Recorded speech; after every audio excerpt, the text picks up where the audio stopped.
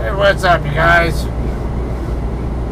Alright, going eastbound on Highway 58 right now through Tehachapi, California.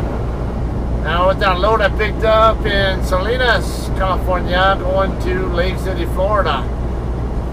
Anyway, I got to thinking yesterday, 9/11 is coming up, and I don't think I've ever talked publicly about what my experiences with 9/11 were.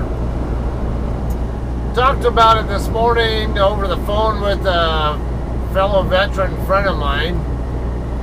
That friend was just in, I think, junior high school or whatever it was, elementary or junior high school, I guess, when that happened.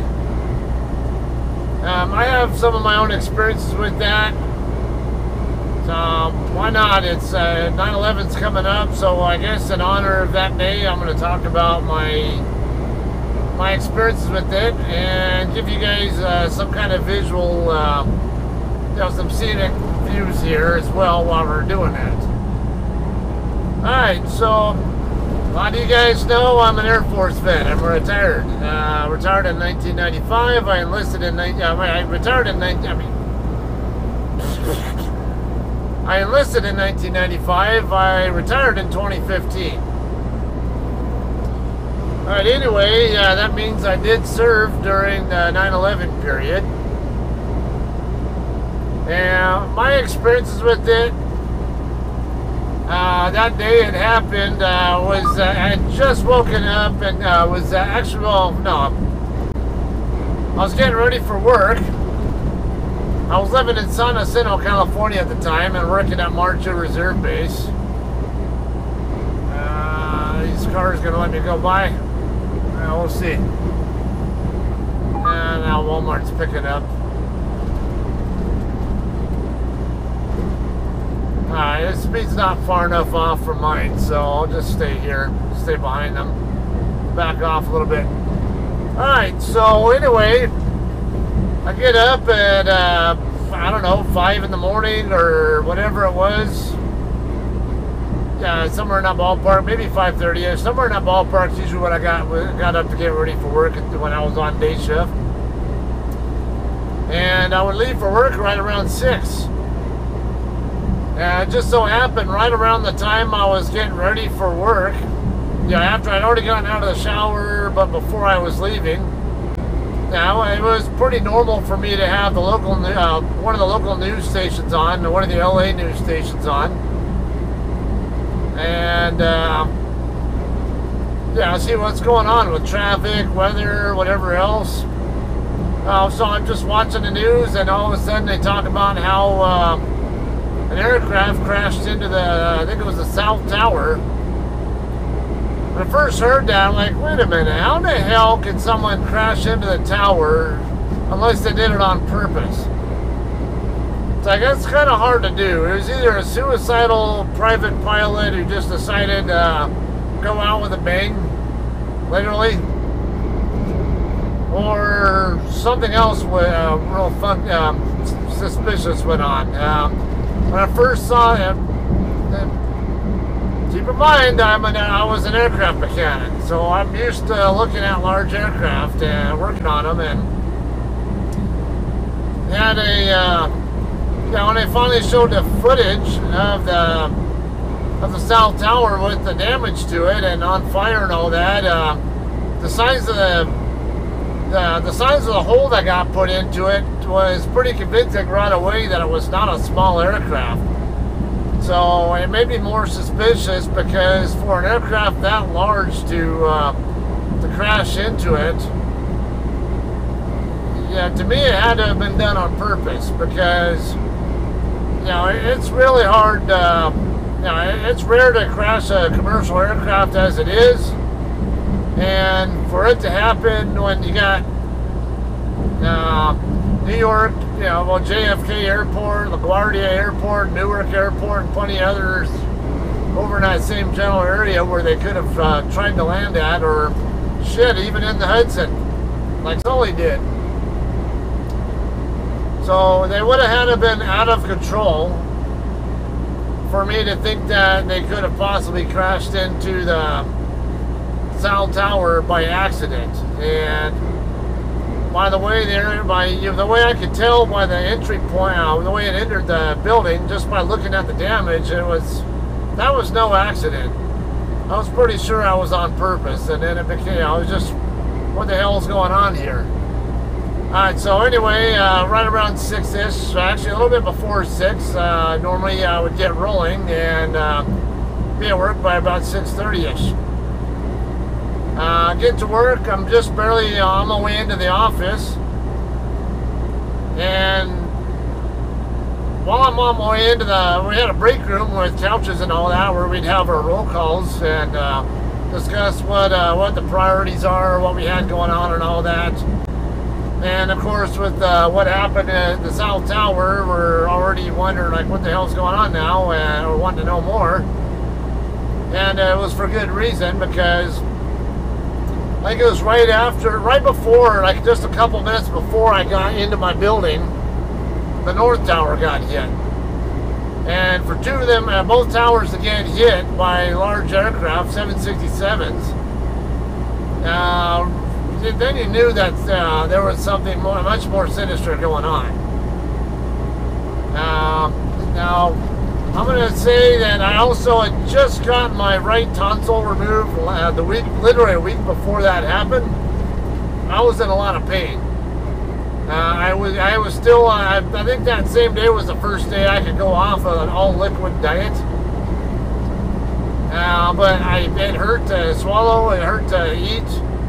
I didn't want to do anything. Even just drinking water was difficult for me because it was painful to swallow. So I had that going on, and then once the North Tower got hit, it didn't take much longer before they figured out that there was a terrorist attack, and especially once the Pentagon also got hit, and when Flight 93 had its issue. Once they realized that Flight 93 was basically generally heading right toward Washington, D.C., they pretty much put all of us in what you call ThreatCon Charlie. Because they have different threat conditions. They're now called Force Protection Conditions, or FPCON. I'll recommend you look them up to see how what they are. Each one of them has basically a certain degree of security measures that get implemented depending on how urgent the concern is.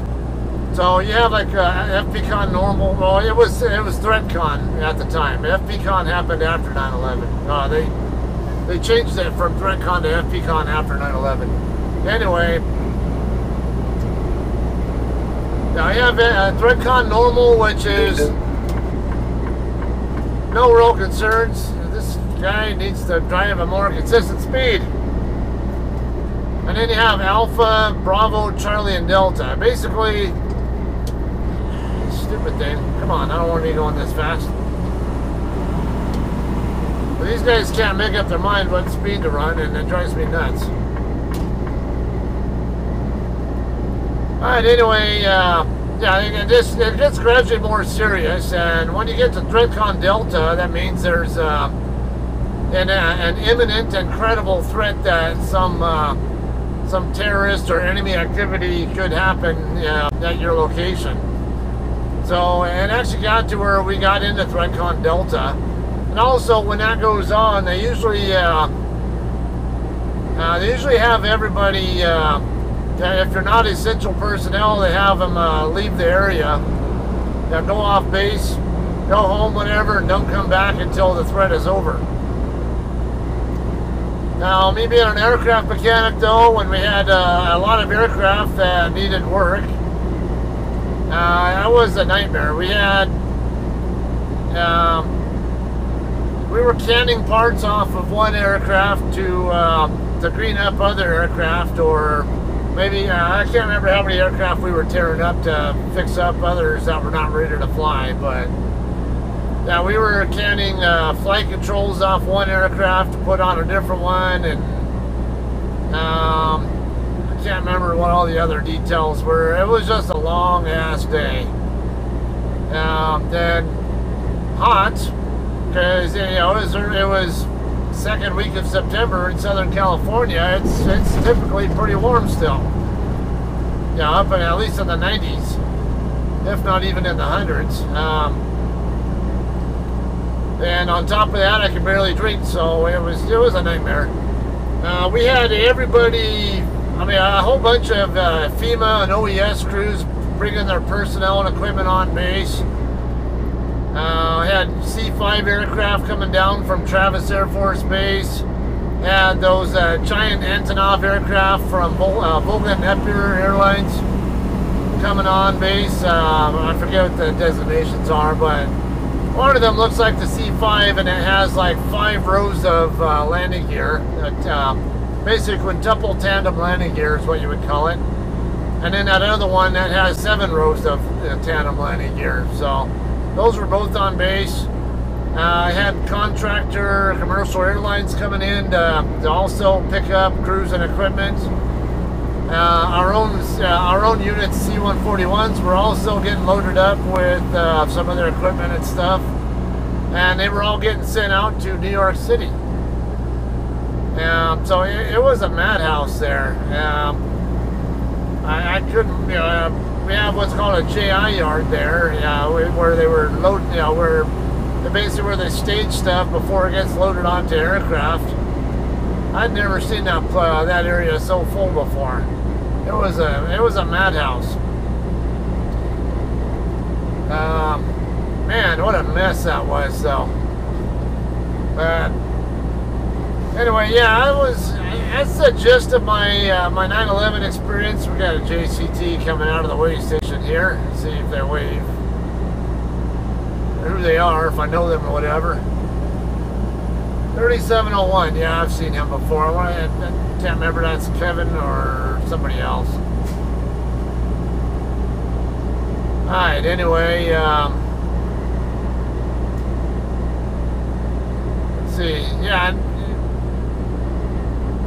I can't remember too many other details about it though, so I just know it was a nightmarish day.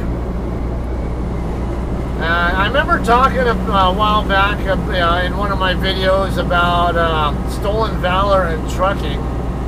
Now you can search my channel for that, Stolen Valor, and you'll find that video where I did talk about one guy in there who basically was telling me bullshit stories about how he was a Black Hawk pilot in the Army when 9/11 happened, and said they got deployed out to New York City for humanitarian work, and I thought it was plausible only because of my own experience of watching my own unit's aircraft sending FEMA and OES crews out to New York City from our base. So, but it ended up turning out I think the guy was Stolen Valor for other reasons. Check that one out though. No need for me to rehash that story. It's a good story. There's actually three stories about Stolen Valor in that one, but. Yeah, anyway, my heart's out with anybody who lost their lives in that incident that day, or who had family members or loved ones who died in that. It was amazing, though, seeing how much the country came together when that happened, though. Because we all had our disgruntledness or dysfunctional country work doing its doing its thing, and all of a sudden that incident actually solidified the unity of America. It's made they brought out a lot more of their patriotism, showing off their flags and all that, thanking troops and all that for service and all this kind of stuff. Very rah pro going into Afghanistan and kicking Al Qaeda's ass for even allowing, for even harboring these, or actually the Taliban's ass for harboring Al Qaeda terrorists. So yeah, it was nice to see that. It's just sad that it's gone back the other direction where nobody cares. Well, life goes on. People are going to repeat history because people don't care about it or don't learn about it or don't know anything about it, whatever. Anyway, yeah, I don't want to make this too long or rambly, whatever. It's kind of the gist of what went on there for me. Like I said, nightmare day, very long day. I didn't even stay as long as everybody else in my shop because of the fact that I had just had the surgery and couldn't stay hydrated because I couldn't swallow very much. Hope to never see a day like that happen again. Yeah, it sucks that anybody had to live through something like that. Anyway, I'm going to go ahead and call this one a day here. We're getting into Mojave, California now. I'll be stopping in Barstow to meet up with the wife and kids for a 3-hour break and dinner and all that, and get a couple more supplies from them. My right side mirror camera, or actually an extra, because I had an extra camera sitting at the house. Hopefully that'll fix that problem over there. I don't know, I might need a new cord, but we'll see how it goes once I get that camera in my hands, as well as bolt cutters. So, alright, so with that said, I will see you all later, right? You all have a great day, and I may have another compilation video or some kind of other vlog after this one. Perhaps a day before I deliver it at Target and Lake City, right? All right, you all have a great day. Thanks for watching, and we'll see you next time.